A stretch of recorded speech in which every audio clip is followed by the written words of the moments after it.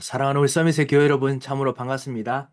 오늘 우리 성경 통독 모임을 우리 또 같이 또 하게 됐습니다.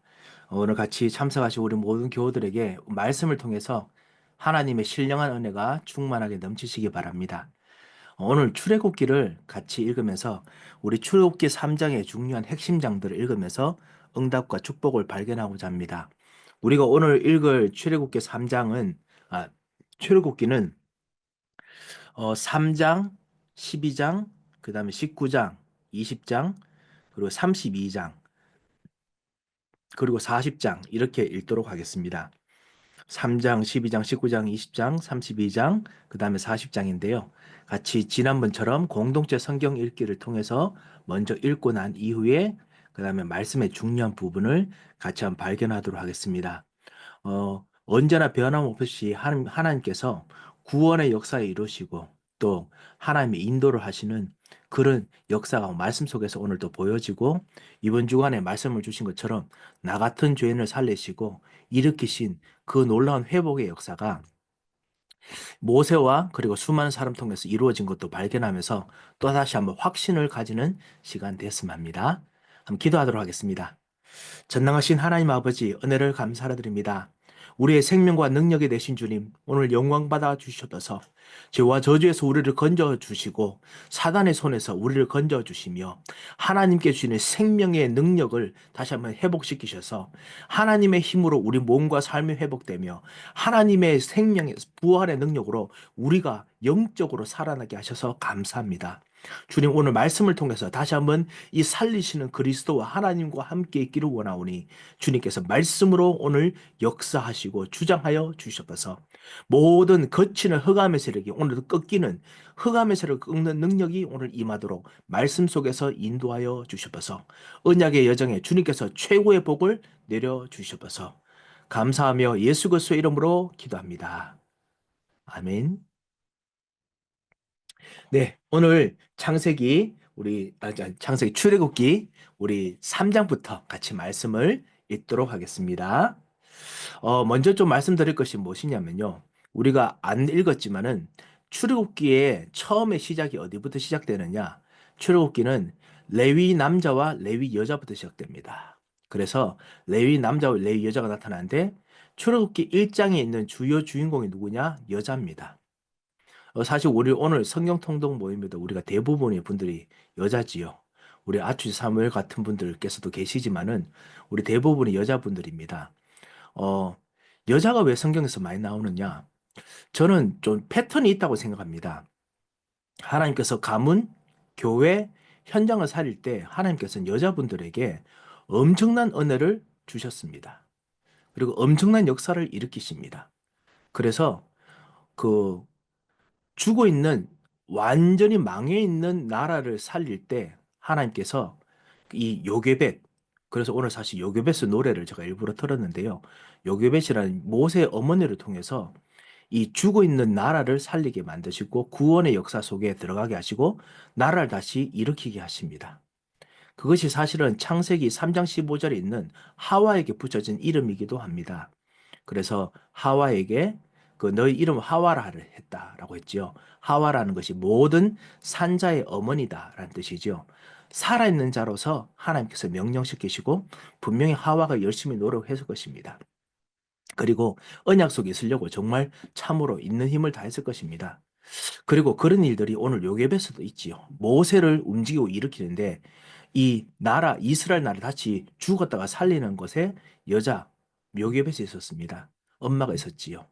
그리고 사무엘을 일으키고 그래서 다윗의 왕국을 일으키는 진정한 하나님 나라의 왕국을 만드는데도 이 여자 한나가 있었습니다. 한나의 기도를 통해서 사무엘상과 그리고 다윗 왕정의 모든 예언들이 다 이루어졌습니다. 제가 새벽 기도 때도 말씀드렸는데 이 한나의 기도는 그냥 한나의 기도가 아닙니다. 이것은 그 굳이 비교한다면 조선시대 때 정도전이라는 학자 아시지요?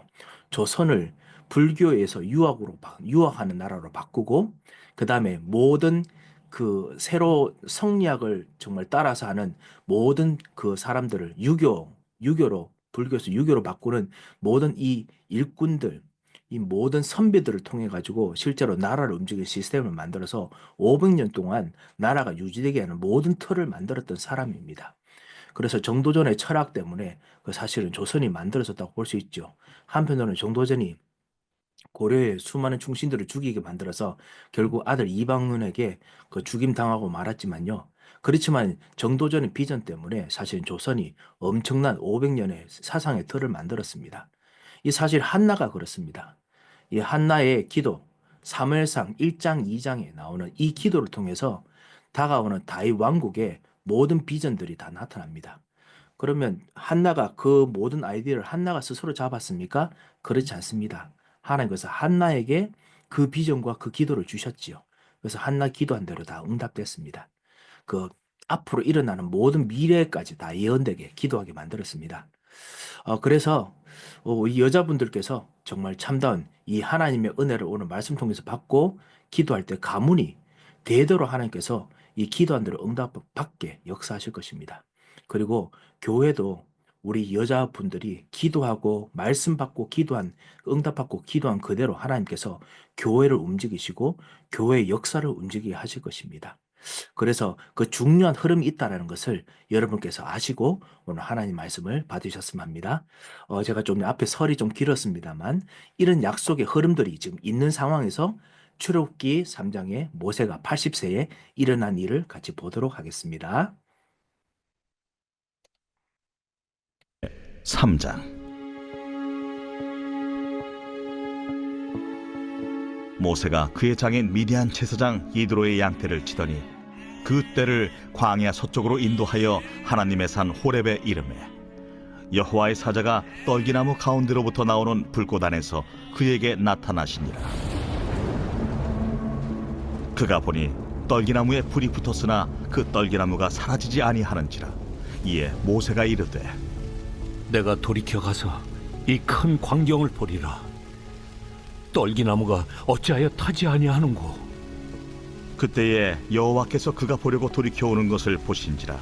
하나님이 떨기나무 가운데서 그를 불러 이르시되 모세야, 모세야. 내가 여기 있나이다. 이리로 가까이 오지 말라. 내가 선 곳은 거룩한 땅이니 내 발에서 신을 벗으라. 나는 내 조상의 하나님이니 아브라함의 하나님, 이삭의 하나님, 야곱의 하나님이니라. 모세가 하나님 배웁기를 두려워하여 얼굴을 가리매 내가 애굽에 있는 내 백성의 고통을 분명히 보고 그들이 그들의 감독자로 말미암아 부르짖음을 듣고 그 근심을 알고 내가 내려가서 그들을 애굽인의 손에서 건져내고 그들을 그 땅에서 인도하여 아름답고 광대한 땅, 젖과 끓이 흐르는 땅, 곧 가나안 족속, 헷 족속, 아모리 족속, 브리스 족속, 히위 족속, 여부수 족속의 지방에 데려가려 하노라. 이제 가라. 이스라엘 자손의 부르짖음이 내게 달하고 애굽 사람이 그들을 괴롭히는 학대도 내가 보았으니 이제 내가 너를 바로에게 보내어 너에게 내 백성 이스라엘 자손을 애굽에서 인도하여 내게 하리라. 내가 누구이기에 바로에게 가며 이스라엘 자손을 애굽에서 인도하여 내릴까? 내가 반드시 너와 함께 있으리라. 네가 그 백성을 애굽에서 인도하여 낸 후에 너희가 이 산에서 하나님을 섬기리니 이것이 내가 너를 보낸 증거리라. 내가 이스라엘 자손에게 가서 이르기를 너희의 조상의 하나님이 나를 너희에게 보내셨다 하면 그들이 내게 묻기를 그의 이름이 무엇이냐 하리니 내가 무엇이라고 그들에게 말하리이까? 나는 스스로 있는 자니라. 너는 이스라엘 자손에게 이같이 이르기를 스스로 있는 자가 나를 너희에게 보내셨다 하라. 너는 이스라엘 자손에게 이같이 이르기를 너희 조상의 하나님 여호와 곧 아브라함의 하나님, 이삭의 하나님, 야곱의 하나님께서 나를 너희에게 보내셨다 하라. 이는 나의 영원한 이름이요 대대로 기억할 나의 칭호니라.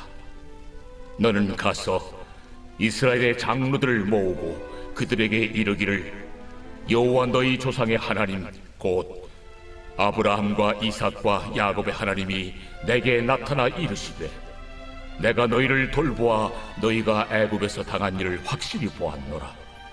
내가 말하였거니와 내가 너희를 애굽의 고난 중에서 인도하여 내어 젖과 꿀이 흐르는 땅 곧 가나안 족속, 헷 족속, 아모리 족속, 브리스 족속, 히위 족속, 여부수 족속의 땅으로 올라가게 하리라 하셨다 하면 그들이 네 말을 들으리니 너는 그들의 장로들과 함께 애굽 왕에게 이르기를 히브리 사람의 하나님 여호와께서 우리에게 임하셨은즉 우리가 우리 하나님 여호와께 제사를 드리려 하오니 사흘 길쯤 광야로 가도록 허락하소서 하라. 내가 아노니 강한 손으로 치기 전에는 애굽 왕이 너희가 가도록 허락하지 아니하다가 내가 내 손을 들어 애굽 중에 여러 가지 이적으로 그 나라를 친 후에야 그가 너희를 보내리라. 내가 애굽 사람으로 이 백성에게 은혜를 입히게 할지라. 너희가 나갈 때 빈손으로 가지 아니하리니 여인들은 모두 그 이웃 사람과 및 자기 집에 거류하는 여인에게 은폐물과 금폐물과 의복을 구하여 너희의 자녀를 꾸미라. 너희는 애굽 사람들의 물품을 취하리라. 아멘.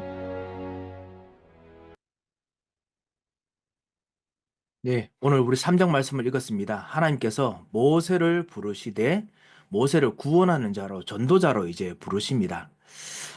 모세에게 먼저 구원의 축복이 있었지만은 오늘 구원의 확신을 먼저 보게 하시지요. 그래서 우리들의 신자의 언약의 여정과 많이 비슷합니다. 그냥 구원받은 그것에 대한 말씀이 아니라 전도자로서 그리고 구원하는 그 하나님의 일꾼으로서 부르시는 말씀으로 오늘 좀 중점을 잡고 같이 말씀을 읽겠습니다. 그래서 모세가 자기의 양떼를 그 장인의 양떼를 가지고 갑니다. 자기 양떼도 아닙니다. 장인의 양떼지요.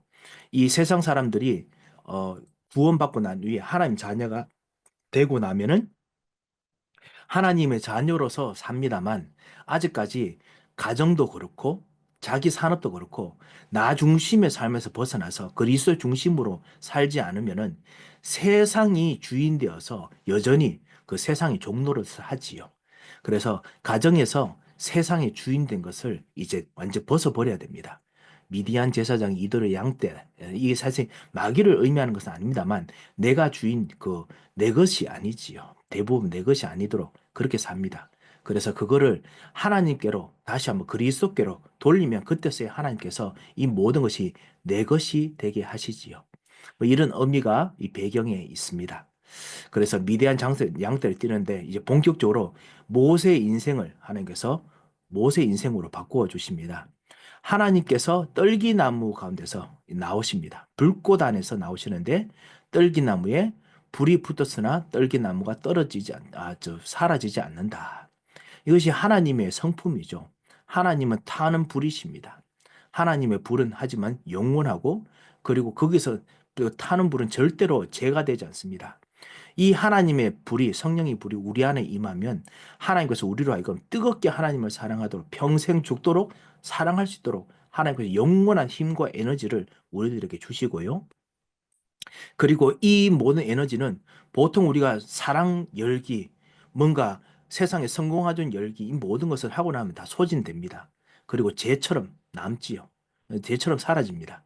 하지만은 하나님께서 우리에게 주신 이 사랑과 하나님께 주신 것은 절대로 사라지지 않습니다. 우리들이 계속 그대로 있습니다. 몸도 온전하고 그리고 생각도 온전하고 그리고 우리가 남기는 유산도 영원합니다.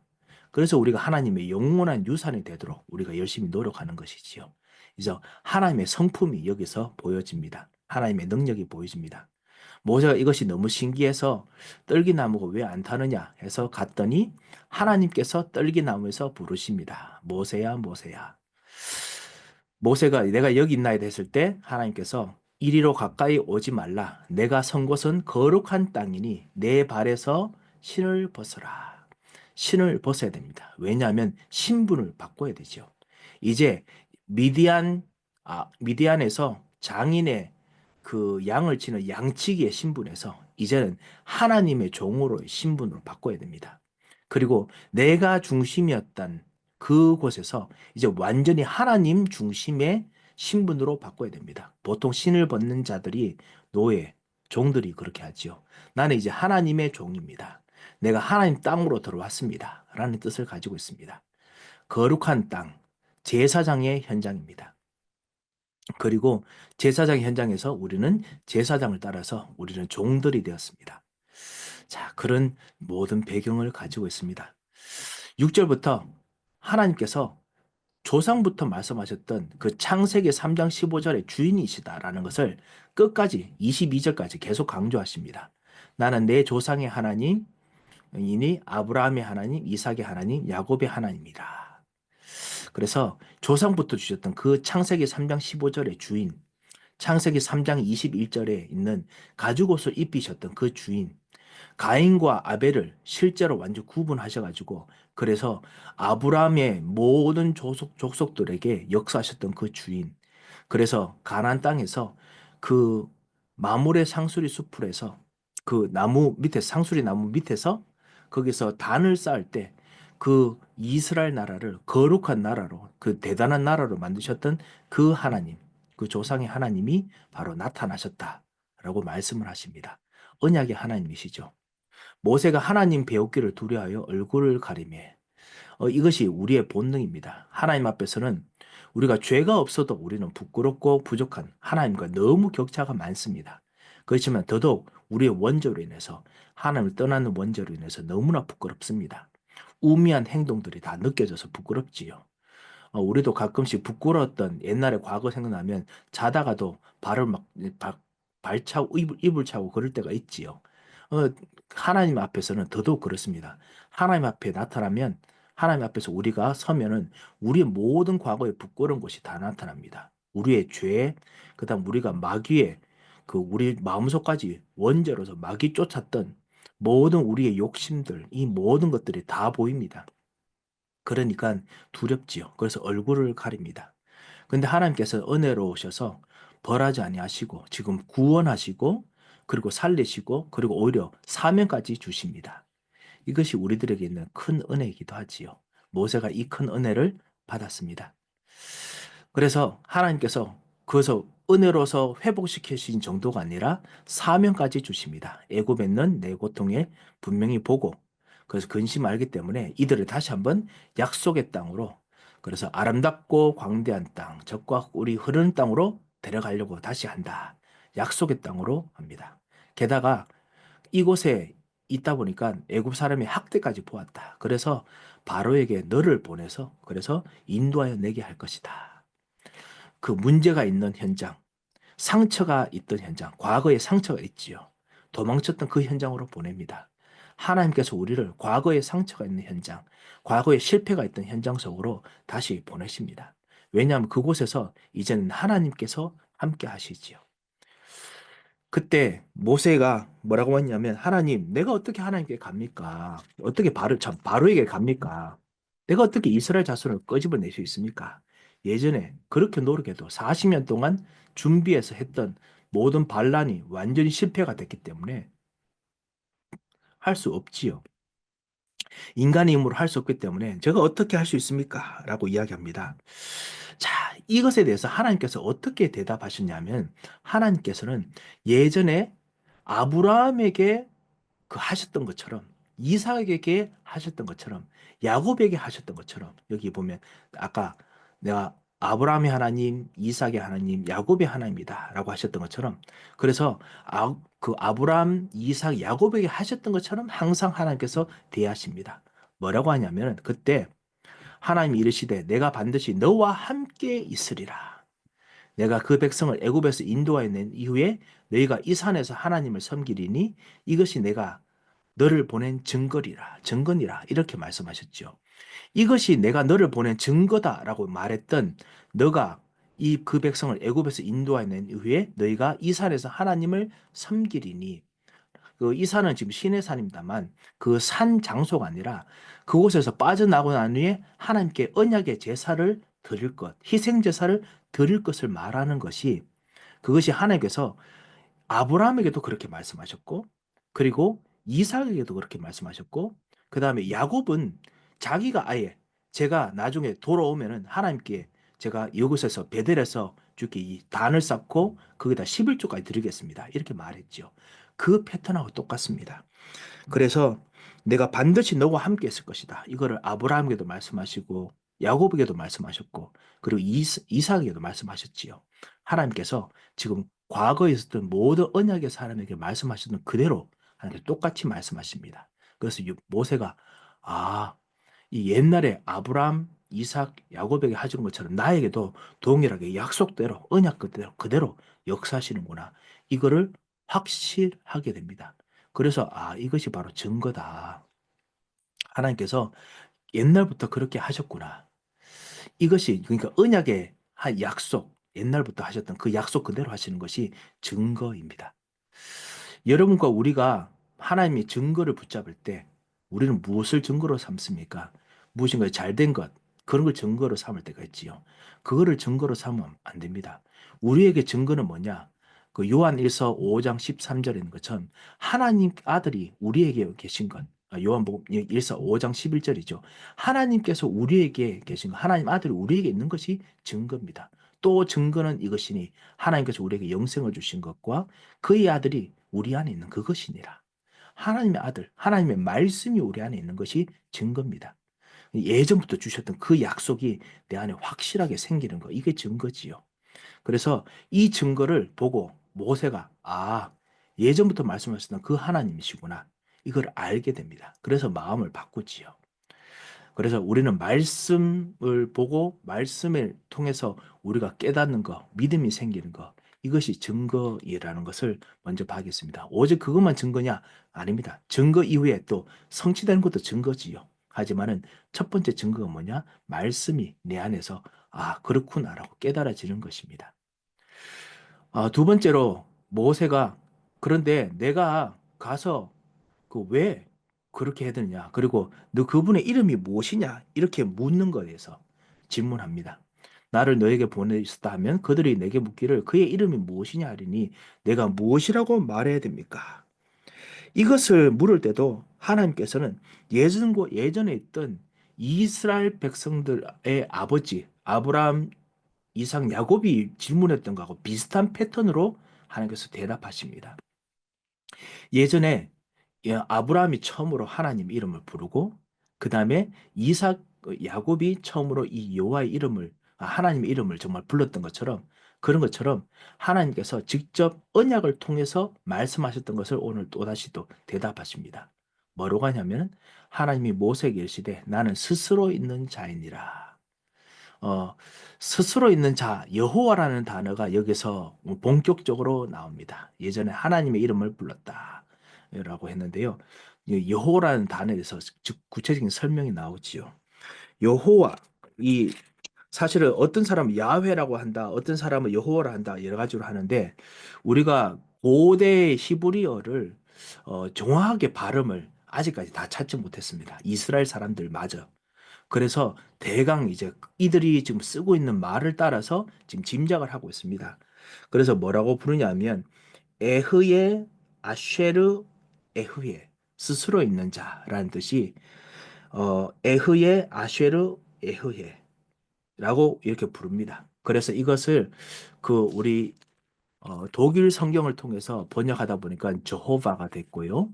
그리고 최근에는 히브리 사람들의 전통을 따라서 하다 보니까 야훼가 되기도 했는데요. 하여튼 우리는 여호와라고 그냥 우리의 개혁, 한국 개혁과 그리고 한국에 있는 여러 우리 신앙의 전통을 따라서 그렇게 이제 부릅니다. 스스로 있는 자라는 뜻이죠. 이 스스로 있는 자라는 뜻에 대해서 왜 이렇게 말씀하셨느냐? 그거를 다시 한번 15절에 똑같이 대답하십니다. 이것이 예전부터 하나님께서 내가 사람들에게 이것에 대해서 말하면 사람들이 그분이 누구냐라고 물었을 때 어떻게 대답해야 됩니까? 라는 질문에 대한 하나님의 대답입니다. 하나님께서 모세에게 이르시되 너는 이스라엘 자손에게 이같이 이르기를 너희 조상의 하나님 여호와 곧 아브라함의 하나님, 이삭의 하나님, 야곱의 하나님께서 나를 보내셨다 하라. 조상부터 창세기 3장 15절, 창세기 3장 21절 이 약속을 따라서 있다가 노아의 방주에서 건짐받고 그 다음에 그 마물의 상수의 숲에서 단 쌓을 때마다 하나님께서 거기에서 언약대로 나라를 만드셨던 그 하나님이시다. 그래서 예전부터 하셨던 말씀 그 하나님이시다라고 말하라. 그것이 바로 여호와입니다. 그래서 이 여호와라는 뜻은 스스로 있는 자, 그러니까 스스로 존재하시는 분. 어느 누구에게도 그거 뭐 존재의 이유가 있어야 그래야 생기는 분이 아니라 하나님께서는 처음부터 영원부 전부터 계셨습니다. 그리고 이분은 어느 누구의 영향을 받아서 만들어내는 분이 아니라 하나님께서는 스스로 창조할 수 있는 능력을 가지신 창조주이십니다. 우리를 만드신 창조주이십니다. 그리고 우리들의 죄의 영향을 받지 아니하는 분이시기 때문에 스스로 있는 자입니다. 그래서 이것이 우리 신학자들이 같이 모은 결론들입니다. 스스로 있는 자라는 뜻의 이유라고 보고 있습니다. 그리고 또 이 예전부터 조상들에게 말씀하여 왔던 영원히 계신 분이다. 그래서 여기도 같이 나와 있지요. 이는 나의 영원한 이름이요 대대로 기억할 나의 칭혼이라. 그래서 너희 조상들에게 절대로 변치 않는 그 과거, 현재, 미래 영원하신 분이다. 라는 의미를 가지고 있지요. 그리고 한 가지를 더 사실은 더 생각해야 됩니다. 그게 뭐냐? 나는 언약의 하나님이다. 창세기 3장 15절의 약속을 절대로 잊지 않는 자다. 그리고 창세기 3장 21절의 약속을 절대로 잊지 않는 자다. 그 약속을 붙잡고 단을 쌓는 자들은 약속을 붙잡고 현장에 가문에 단을 쌓는 자들은 내가 약속 그대로 구원하고 일으킬 자다. 라는 뜻을 가지고 있습니다. 그래서 나는 언약의 하나님이다. 변치 않는 언약의 하나님이다. 라는 뜻도 가지고 있습니다.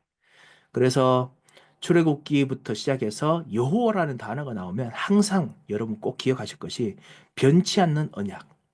창세기 3장 15절에 변치 않는 언약.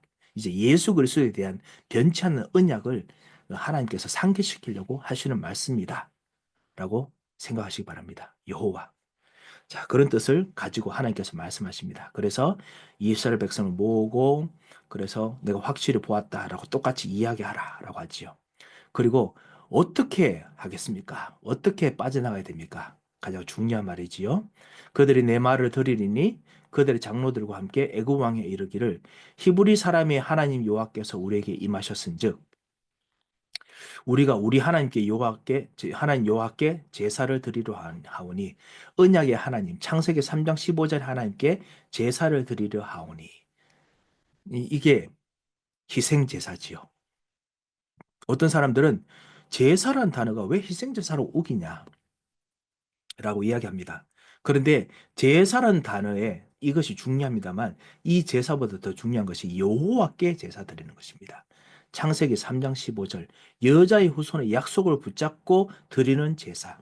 그렇기 때문에 십자가와 관련이 있고 피와 관련이 있습니다. 그래서 희생 제사라고 옛날에 번역을 한 것입니다.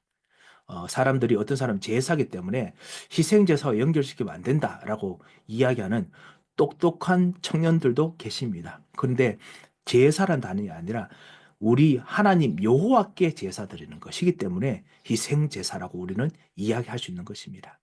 그래서 피 없이는 사함이 없나니 그 약속을 우리가 여기서 볼 수 있습니다. 예수 그리스도 모든 문제 해결자, 유월절을 일으킬 분, 이분이시죠. 그래서 이것을 통해서 벗어납니다. 그런데 어느 정도냐? 애굽 왕이 완전히 그냥 강한 손으로 쳐도 부서뜨려질 만큼 강한 희생 제사. 일부러 하나님께서 이 바로의 마음을 그 악하게 만들죠. 그래서 이적을 완전히 일으켜서 그렇게 해서 해야 됩니다. 왜냐? 마귀를 꺾을 수 있는 만큼의 능력이 있어야 되기 때문에 그 정도 능력이 있기 때문에 그래서 희생 제사를 하나님께서 일으키시려고 지금 계획을 하고 계시죠. 그리고 빠져나가면 하나님께서는 반드시 그 빠져나간 이후에 승리의 전리품을 가지고 나가게 하십니다. 이것이 사실은 우리의 빛의 경제에 대한 계획이고 빛의 성전에 대한 계획입니다. 그리고 우리의 부흥에 대한 계획입니다.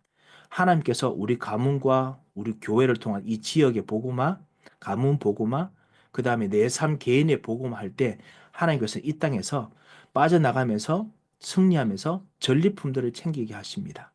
그래서 전리품을 위해서 움직이면 안 되지요. 이거 빛의 경제의 결과이기 때문에 하지만 하나님께서 빛의 경제에 통해서 전리품을 주십니다. 그래서 그런 패턴이 있구나라고 생각하시면 되겠습니다. 자, 우리 3장 말씀을 다시 한번 우리가 좀 정리를 좀 했습니다. 혹시나 궁금한 점이 혹시 계십니까?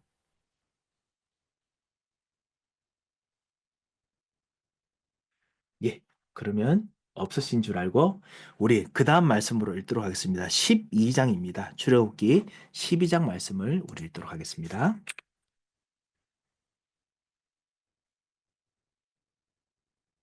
제 12장.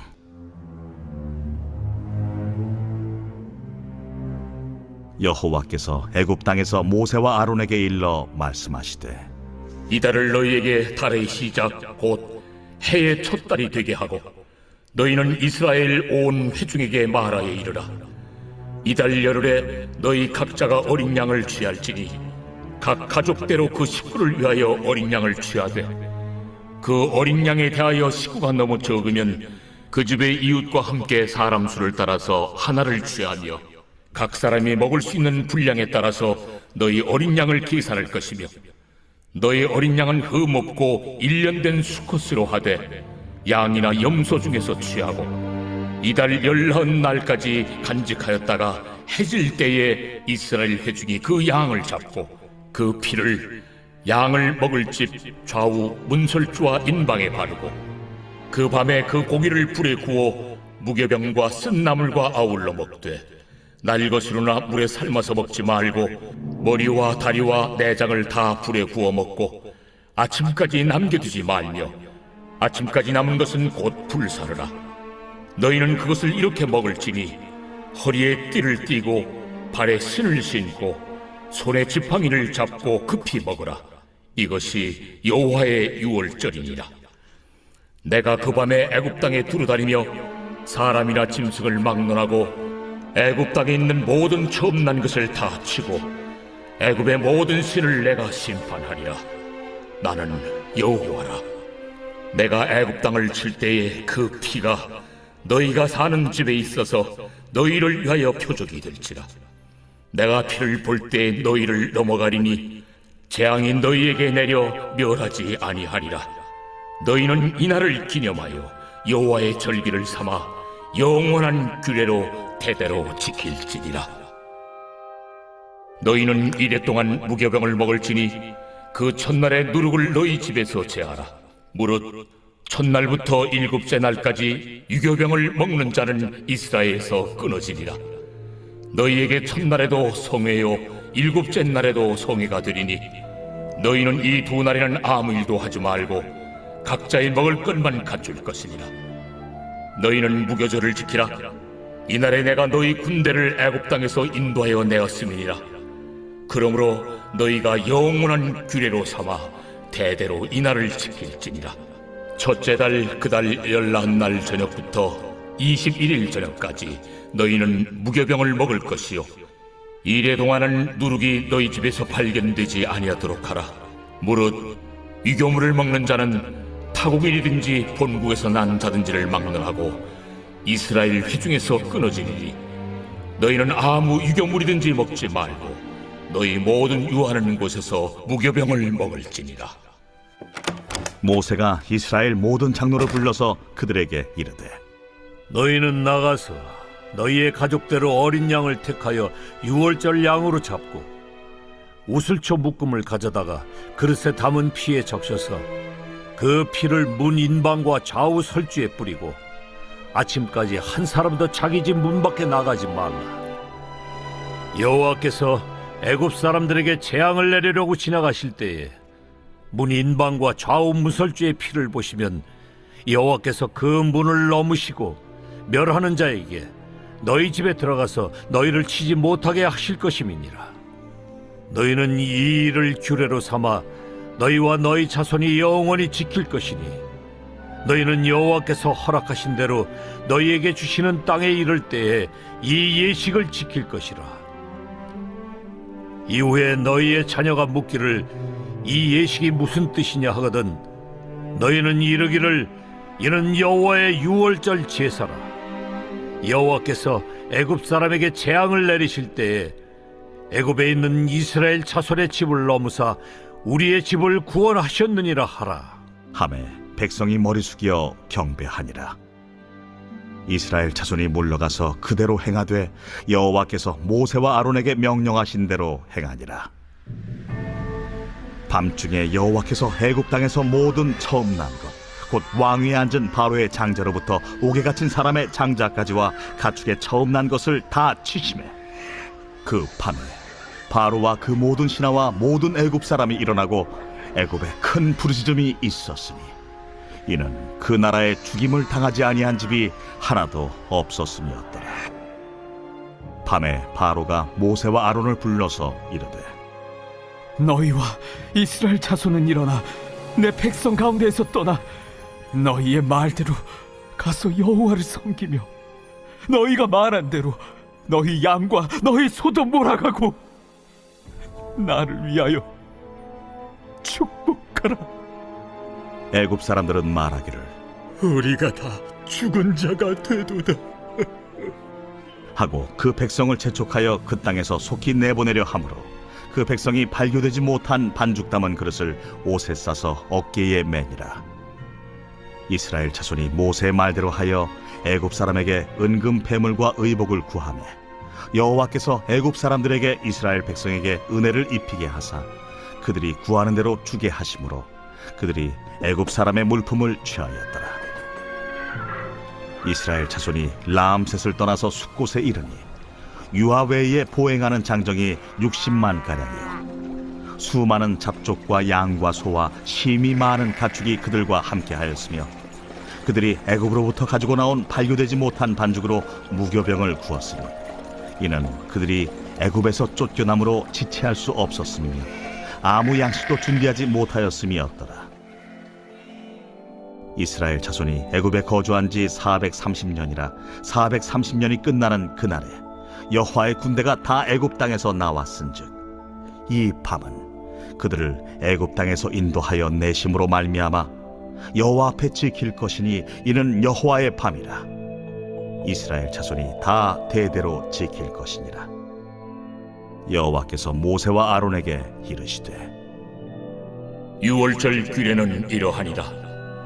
이방 사람은 먹지 못할 것이나 각 사람이 돈으로 산 종은 할례를 받은 후에 먹을 것이며 고류인과 타국 품꾼은 먹지 못하리라. 한 집에서 먹되 그 고기를 조금도 집 밖으로 내지 말고 뼈도 꺾지 말지며 이스라엘 회중이 다 이것을 지킬지니라. 너희와 함께 거류하는 타국인이 여호와의 유월절을 지키고자 하거든 그 모든 남자는 할례를 받은 후에야 가까이 하여 지킬지니 곧 그는 본토인과 같이 될 것이나 할례 받지 못한 자는 먹지 못할 것이니라. 본토인에게나 너희 중에 거류하는 이방인에게 이 법이 동일하니라. 하셨으므로 온 이스라엘 자손이 이와 같이 행하되 여호와께서 모세와 아론에게 명령하신 대로 행하였으며 바로 그날에 여호와께서 이스라엘 자손을 그 무리대로 애굽 땅에서 인도하여 내셨더라. 아멘.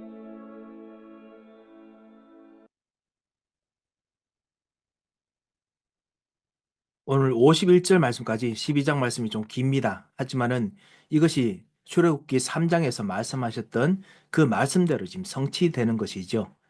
그래서 여호와께서 이제 모세와 아론에게 말씀하신 대로 이제 시작하십니다. 6월절에 재앙을 시작하십니다. 재앙은 그 하나님께서 하시는 구원의 역사의 시작입니다. 문제는 하나님께서 우리에게 주신 그리스도를 누릴 수 있는 해답의 시작입니다. 그리고 위기는 그리스도께서 역사하시는 하나님 나라의 축복을 정말 그 진짜 경험할 수 있는 하나님 나라의 능력을 경험할 수 있는 그 기회입니다. 그리고 모든 갈등은 하나님께서 주시는 구원을 체험하고 하나님 나라의 역사를 체험할 수 있는 그 모든 것을 바꿀 수 있는 갱신의 기회입니다. 그래서 하나님께서 모든 달의 시작 매년마다 이 6월절을 매년마다 하라 했습니다. 이게 바로 구원이고 그리고 하나님의 능력이고 구원의 능력이지요. 이것을 매년마다 체험하라고 했지요. 이것이 참 중요합니다. 우리는 구원받으면 한번 구원받았기 때문에 이제 그다음부터 구원 생각하지 말아야 된다고 생각하는데, 하나님께서는 매년마다 구원을 다시 한번 경험하고 생각하고 체험하라 했습니다. 왜냐하면 한 번 구원받았지만 지금도 우리의 생각을 구원하시고 우리 마음을 바꾸는 것도 구원이시고, 그 다음에 우리의 체질을 바꾸는 것도 구원이시고, 우리가 삶들 속에서 역사가 일어나는 것도 구원의 역사처럼 일어나기 때문에 구원을 계속 갱신하면서 우리가 경험해야 됩니다. 그것을 오늘 여기서 볼 수 있습니다. 그래서 우리의 그 예수 믿는 사람들은 이렇게 생각합니다. 구원과 성화는 본질적으로 하나님 보시기에 똑같다. 먼저 우리를 사단에서 건져주신 건 똑같습니다만, 그렇지만 여전히 우리가 다릅니다만, 사단에서 손에서 건져주시는 첫 번째 구원은 우리가 보기에는 엄청 다른 것처럼 보이지만, 하나님께서는 여전히 우리가 옛날에 있는 각인 뿌리 체질이 있기 때문에 거기서 우리를 생각해서 건져주시고, 사단의 진되었던 모든 가문의 흐름에서 건져주셔야 되기 때문에 우리가 성화되는 것도 구원의 역사와 동일합니다. 그래서 이 구원의 축복을 계속 누려야 됩니다. 자, 그래서 이 어린 양에 대한 말씀을 3절부터 우리 계속 보았습니다. 이 어린 양은 모든 사람의 가족대로 식구를 취해서 어린 양을 취해야 됩니다. 모든 어린 양, 이 어린 양, 우리의 주 예수 그리스도 대한 약속이죠. 이 예수 그리스도 이 양을 이제 다 먹어야 됩니다. 우리가 생명의 양식 구원을 우리가 먹어야 되지요. 모든 사람에게 반드시 다 임해야 됩니다. 그래서 숫자를 일부러 맞춥니다. 그리고 이 피를 그 좌우 문설주와 임방에 바르고, 그래서 밤 됐을 때 그때 재앙이 시작하기 전에 바릅니다. 자, 이것이 모든 사람들이 그 진짜 구원과 재앙을 이기는 하나님의 길이죠. 그리고 그 밤에 이제 고기를 불에 구워서 무교병은 누룩이 없는 빵이지요. 누룩이 안 돼서 구웠는 빵과 그럼 쓴 나물을 아울러 먹되, 왜냐하면 여기서 빠져나올 때 실제로 정말 이 썬나물에 대한 어떤 뭐 여러 가지 좀 영적인 의미로 본다면은 정말 그리스도 안에서 벗어나는 것은 어떻게 보면 또 사람들에게는 쓰디쓴 것일 수 있습니다. 그리고 그리스도께서 우리를 위해서 죽으신 것은 쓰디쓴 고난입니다. 그래서 그것을 기억하기 위해서 실제로 그렇게 합니다. 그리고 고기와 그리고 썬나물은 잘 어울립니다. 먹는 것에 의하면요. 하지만 굳이 그것 때문에 뭐 어떤 의학적이거나 어떤 컬러나리 이유뿐이 아니라 어떤 영적 의미도 같이 들어가 있지요. 그래서 다 먹습니다. 날 것이나 물에 삶아서 먹지 말고 다 그 불에 구워 먹고, 그리고 아침까지 남겨두지 말고 다 먹어라. 구원을 반쯤 그 누리다가 끝내지 말고 구원을 완전히 다 소화하라. 그래서 복음을 듣고, 그리고 이 복음을 그날 정말 다 하나님 만나도록 우리를 소개하도록 합니다. 그리고 급히 먹어라. 왜냐하면 사단의 손에서 계속 뭐 의용부용하면 안 되죠. 한번 들어오면 딱 끝을 내야죠. 완전히 그냥 들어와야 됩니다. 그래서 발에 신을 신고 손에 지팡이를 잡고 급히 먹어라. 아예 그냥 떠날 준비를 하고 먹으라는 것이죠. 그 예수님을 영접하고 구원의 축복을 누릴 때 진짜 아예 떠날 준비를 하고 구원의 축복을 누려야 됩니다. 그리고 우리 자신을 갱신할 때도 날마다 이제 성화하는 것이죠. 생각과 마음, 우리의 모든 체질, 우리의 모든 시스템 갱신할 때도 아예 떠날 준비를 하고 구원의 축복을 우리가 누려야 됩니다. 그리고 그렇게 되면 하나님께서 그 밤에 이제 재앙으로서 그 모든 걸 심판하실 때 그 피를 보고 넘어가십니다. 내가 피를 볼 때 너희를 넘어가리니 재앙이 멸하지 아니하리라. 그 재앙을 면하도록 주께서 넘어가십니다. 이런 축복들이 우리들에게도 계속 있습니다. 어떤 사람들이 옛날부터 흘러오는 어떤 흐름들이 있습니다. 나는 어떻게 하면 좋겠습니까? 옛날의 흐름들을 정말 넘어가는 구원의 축복이 오히려 더 있습니다. 그래서 이 구원의 축복을 말씀 속에서 누리면 이것이 하나둘씩 넘어갑니다. 수많은 삶들 속에서 넘어갑니다. 이것을 영원한 규례로 대대로 지키라 했지요. 한 번이 아니라 매년마다. 우리는 이것을 그래서 매일마다 갱신합니다. 이 유목사님 기도 들어보시면은 여러분께서 자주 듣는 말이 뭐냐면은 주님 오늘도 새로 시작하게 하옵소서 이런 말을 자주 합니다. 사실은 그분이 오늘 새로 시작하기 앞서서 할 때 그 새롭게 시작한다는 것이 이런 의미를 가지고 있습니다. 내가 오늘 그리스도의 복음과 함께 다시 한번 새로 시작합니다. 모든 제자들이 일으키는 전도 운동 새로 시작합니다. 하나님께 하고자 하는 전도 운동 다시 한번 새롭게 시작합니다. 자, 이런 어떤 의미를 가지고 말하는 것입니다. 어, 그리고 무교병에 대한 말씀을 주셨습니다. 그래서 옛날에 있는 그 애굽에 있는 누룩을 가져오지 말자. 누룩은 가르침, 교훈, 그 다음에 그곳에 있는 생활 습관 이런 것을 의미하기도 하지요.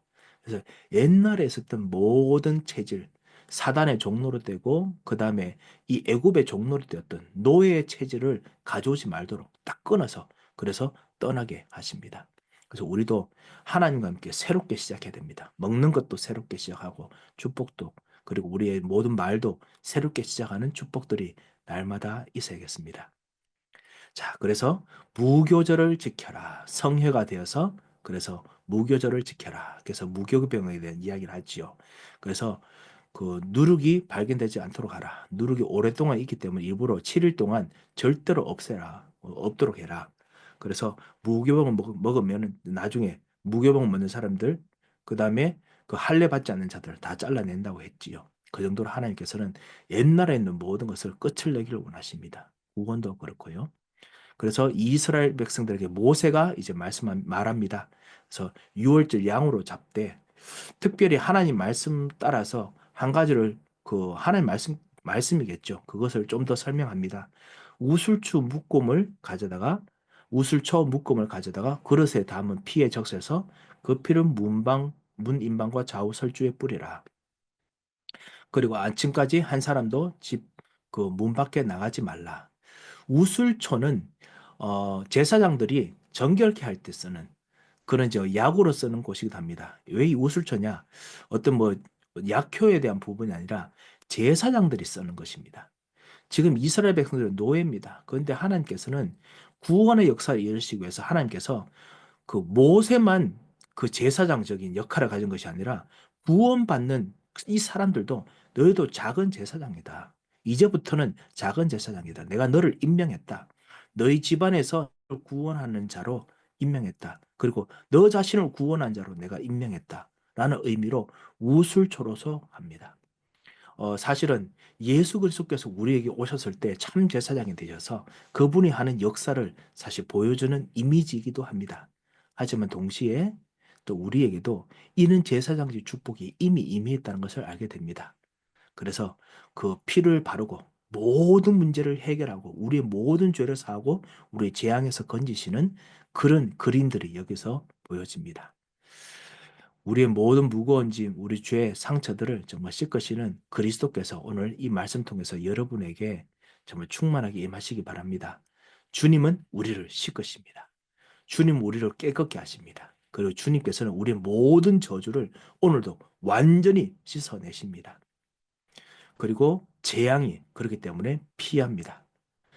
문설주의 피를 보면 여호와께서 넘어가실 것이다 라고 이야기를 하고 그 다음 모세가 똑같이 규례를 삼아라 라고 합니다. 그리고 여호와께서 허락하신 대로 너에게 주시는 땅에 이를 때까지 이 예식을 지킬 것이라. 사실은 그 이후에도 계속 정말 지켜야 됐지요. 하지만 최소 죽을 때까지 지켜라 이 말이지요. 그렇게 했습니다. 그리고 쭉 이제 똑같은 이 말씀에 대해서 자녀들이 물으면은 그 유월절에 대한 것을 자녀들이 평생 지키도록 이야기를 하라라고 하십니다. 밤중에 하나님께서 이제 모든 그 애굽의 장자들부터 시작해서 모든 가축까지 첫 번째는 다 죽게 하십니다. 이 죽게 하는 것이 첫 번째가 죽는다라는 것은 모든 것을 다 죽는다는 것입니다. 조금만 좀 10분의 1 정도만 멸하게 한다는 뜻이 아니라 완전히 모든 것을 다 멸한다는 재앙의 시작을 의미하는 그 재앙이죠.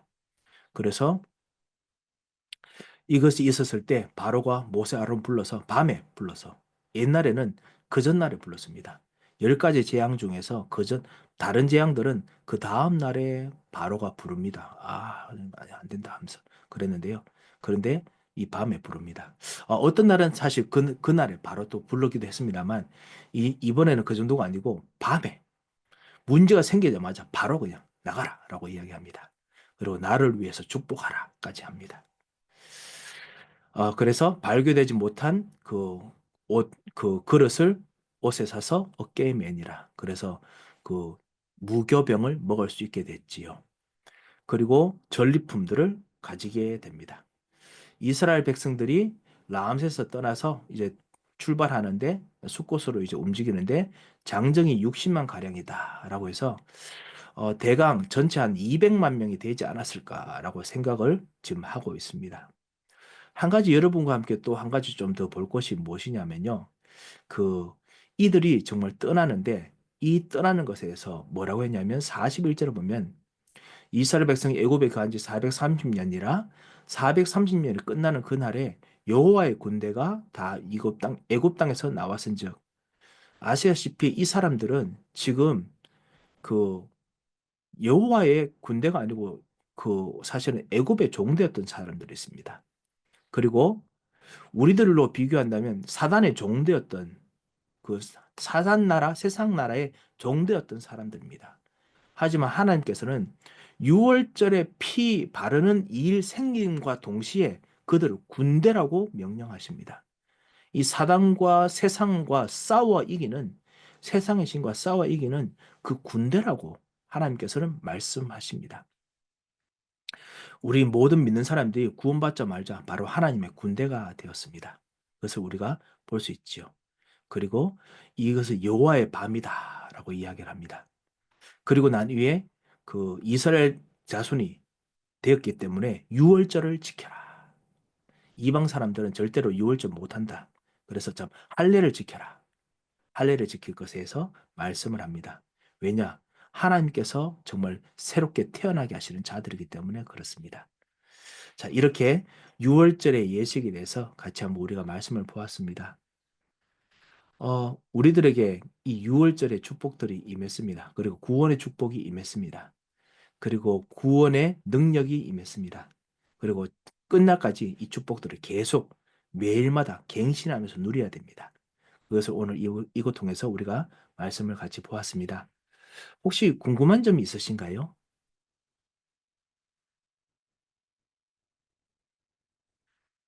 예, 오늘 사실 그 12장뿐만 아니라 19장, 20장, 32장도 해야 되는데 벌써 지금 54분이 되었습니다.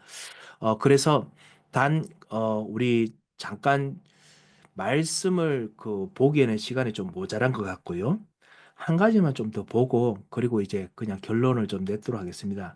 여기 보면은 그 뭐라고 했냐면 히브리 사람의 하나님이라는 단어가 여기 나옵니다.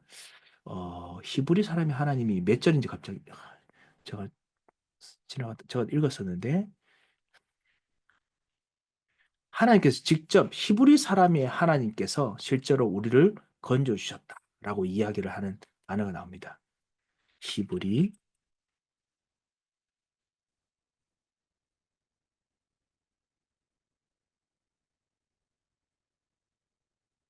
여기 예. 여기에 히브리 사람이라고 하나님께서 직접 말씀하실 때 이 히브리라는 사람이라는 단어가 하나님께서는 그 이스라엘 백성들을 위해서 말씀하시는 것이지만은 그 모세가 바로에게 말할 때 그때 그렇게 말하라고 하셨습니다. 모세가 바로에게 말할 때 히브리 사람들은 노예입니다. 쉽게 말하면 하나님께서 지금 애굽 왕 너에게 말한다. 바로에게 말한다라는 뜻입니다. 하나님께서는 노예, 죄인, 저주받은 사람이라도 하나님께서는 자녀로 삼으시면 그때부터 하나님의 군대라고 여기십니다. 세상 사람들이 보기에는 히브리 사람이죠. 세상 사람들이 보기에는 노예의 하나님이십니다. 우리 삶들에게 보기에는 우리들이 그냥 이제 별거 없는 사람의 하나님입니다. 이 세상에서 왔는 이민자들의 하나님입니다. 이 땅에서 그 뉴저지에 사는 한 사람의 하나님입니다. 하지만은 우리의 하나님은 그런 하나님이지만 반드시 우리의 하나님이실 뿐만 아니라 구원의 하나님이십니다. 나라를 움직일 수 있는 능력 있는 하나님이시고 그리고 사단의 나라를 무너뜨릴 수 있는 하나님이십니다. 그리고 죄와 저주를 완전히 해결하시는 하나님이십니다. 그래서 하나님께서 일부러 히브리의 히브리 사람이 하나님이라고 강조를 몇 번이나 하십니다. 우리가 아까 읽었던 그 출애굽기 3장에도 똑같이 나옵니다. 히브리 사람이 하나님이 너에게 말하기를 이렇게 말씀을 했거든요. 그래서 하나님께서 우리들을 구원하시기 위해서 딱 우리와 붙어서 우리 편에 하나님 되셨다라는 말씀을 여러분께서 좀 발견할 수 있을 것입니다. 그래서 우리와 함께 하신 하나님과 또 축복과 은혜를 같이 누리시기 바랍니다. 오늘은 우리 목사님, 예? 저기 237 번호로 들어와 있는 집사님께서 질문을 주셨다고 합니다. 문자로요. 예, 방금 이제 문자가 올라왔습니다. 6월절 음식 먹는 방법이 왜 구체적인지 궁금합니다. 예, 이렇게 말씀해 주셨네요. 예, 6월절 명신 없는 방법을 구체적으로 하는 것은 예전에 이스라엘 백성들이 애굽에서 우상들에게 그 애굽의 우상신들에게 절하는 방법과 다르게 해야 되기 때문에 그래서 합니다. 그리고 그들과 완전히 연을 끊게 하기 위해서 하나님께서 구체적으로 가르쳐 주십니다. 우리 새신자들이나 그다음에 예수 처음 믿는 사람들이 교회 오면은 어떻게 할지 모를 때가 있지요. 우리 처음으로 예수 교회 왔을 때 그런 거 경험하신 분들 많으시죠? 도대체 이거 뭐 하라는 건지, 왜 벌떡 일어나야 되는지 이런 것들을 다 설명을 다 해야 되지요. 그래서 구체적으로 다 설명합니다. 예전에 있던 모든 거 다릅니다. 어떤 사람들, 미국 그 사람들 제가 그 이야기 들은 적이 있습니다. 특별히 여기 있는 2세 친구들이 예배될 때 왜 일어나야 되냐. 나는 일어나기 싫다. 뭐 이렇게 이야기하시는 분 제가 들었거든요. 실제로 하나님 앞에서 우리가 하나님께 경배하기 때문에 그래서 우리가 일어나지요. 이 모든 것이 과거에 있던 나 자신의 그 모든 삶에서 벗어나서 하나님의 자녀로서 완전히 옛날에 있던 우상 숭배하던 흐름, 옛날에 있던 가문에 있던 나 자신, 내 중심에 있던 모든 흐름들을 벗어나는 것이기 때문에 그래서 모든 유월절에 있는 것들이 하나하나 세밀하게 다 있고요. 그리고 그렇기 때문에 모든 행동 하나에는 영적인 의미가 다 있습니다. 구원의 의미가 다 있습니다. 그래서 다음에 또 한 기회 되면 구원에 대한 영적 의미, 행동에 따른 영적 의미를 우상 숭배와 완전히 벗어나는 거고 연관돼서 한번 또 드릴 수 있는 기회로 삼도록 하겠습니다. 이 정도면 좀 대답이 좀 됐는지 모르겠습니다. 예, 좀 더 구체적인 것은 다음에 또 시간을 보고 또 한번 설교 시간이든지 한번 말씀을 드리도록 하겠습니다. 혹시 다른 질문이 있으신가요? 예, 없으시면 제가 한번 기도하도록 하겠습니다. 전능하신 하나님 아버지 은혜를 감사합니다. 우리를 죄와 저주에서 건져주시고 오늘도 구원의 역사를 이루시려고 주님께서 이 6월절의 역사를 같이 읽게 하시고 그 구원의 역사를 오늘 체험하도록 오늘 시간을 삼아 주셔서 감사합니다. 주님 이 시간이 구원의 시간이 되게 하시고 이 시간이 새롭게 시작하는 시간 되게 하시고 이 시간이 갱신의 시간이 되게 하시며 이 시간이 하나님의 구원을 누리는 기회의 시간이 되게 하셔서 우리의 생각이 닿는 모든 곳이 구원 6월절의 현장이 되게 하시고 우리의 기도하는 이 가문이 6월절의 가문이 되게 하시고 우리가 기도하는 우리 서밋교회를 통한 모든 현장이 6월절의 현장이 되도록 역사하여 주시옵소서. 주님 특별히 정말 요게벳처럼 정말 이 시대를 살릴 귀중한 어머니들이 정말 모든 가문과 현장에서 언약을 붙잡고 기도하니 주께서 보고마하시고 역사하여 주시옵소서. 시대를 살리시고 주께서 일으키시는 진정한 능력을 주님께서 구원의 능력을 부어 주시옵소서. 함께 하실 것을 감사하고 살아계신 우리 주 예수 그리스도 이름으로 기도합니다. 아멘.